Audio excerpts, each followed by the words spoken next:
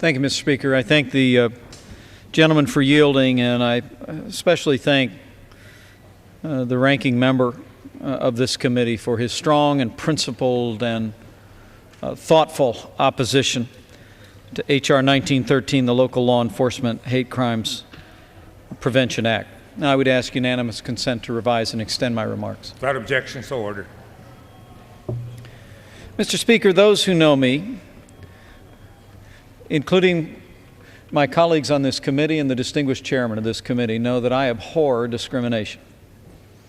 I have associated myself throughout my career in Congress with efforts to advance the interest of minorities, and I will continue to do so.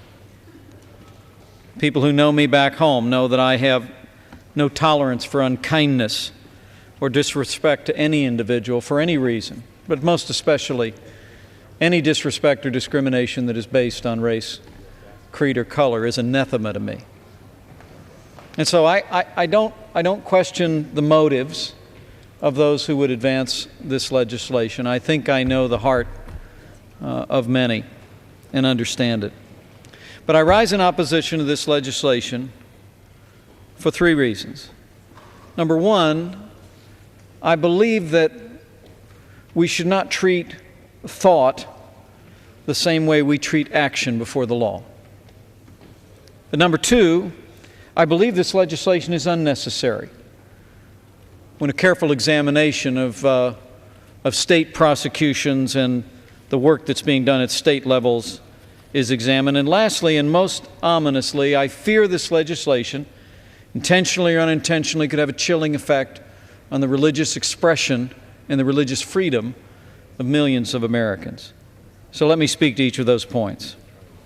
Thomas Jefferson once said, quote, "Believing with you that religion is a matter that lies solely between man and his God, and he owes account to none other for his faith and his worship, the legislative powers of the government reach actions only, not opinions."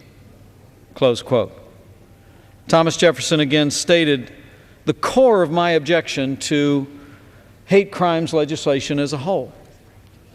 And that is that violent attacks against people or property are already illegal regardless of the motive behind them. And it seems to me that the wisdom expressed by Thomas Jefferson in that quote is wisdom that ought to discipline this legislative body, that we ought to focus the reach of government on actions only and not opinions. And that remains the core of my objection to hate crimes legislation.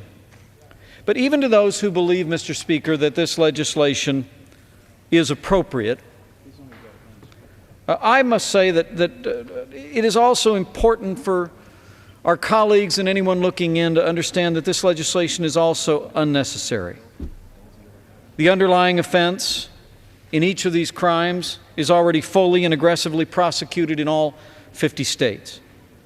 This bill designates in particular gender identity for federally protected status without, I might add, any evidence of any hate crimes occurring against individuals for gender identity. The hate crimes bill before us today makes a federal offense out of any violent crime that is alleged to be motivated by gender identity, including, for instance, people who describe themselves as transsexuals. Even though the Hate Crime Statistics Act of 1990, as amended in 1994, never collected any data to show that such hate crimes are even occurring. In fact, the truth be told, FBI statistics show that the incidence of what are described as hate crimes has declined over the last 10 years, for which we have data. In 1997, a total of 8,000 what are called bias-motivated criminal incidents were reported to the FBI. Data for 3 of the last 10 years, 2003 through 2005, demonstrated a steady decline in the number of those crimes, and the incidence, as the present day approaches, decline even further. And also, lastly, there is zero evidence that states are not fully prosecuting violent crimes that are motivated by hate or for any other reason. Every state in the nation prohibits a variety of violent crimes that constitute, quote, willfully causing bodily injury. For whatever the purpose of the will of causing bodily injury, those crimes are prosecuted. And for those who advocate hate crimes legislation, a Federalist note: 45 states and the District of Columbia already have specific laws punishing hate crimes. Which brings me to my last objection to this federal legislation, and that is the concern that I have about the threat to religious freedom and religious expression.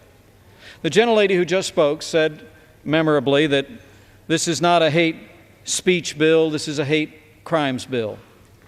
But because those 45 states already have legislation involving hate crimes, we can see how this kind of legislation actually operates in practice. One case in particular, in 2004 in Philadelphia, 11 individuals were arrested at something called Outfest, which is a gay pride festival. These individuals held signs that displayed segments of the Holy Bible. They were arrested after protesting peacefully.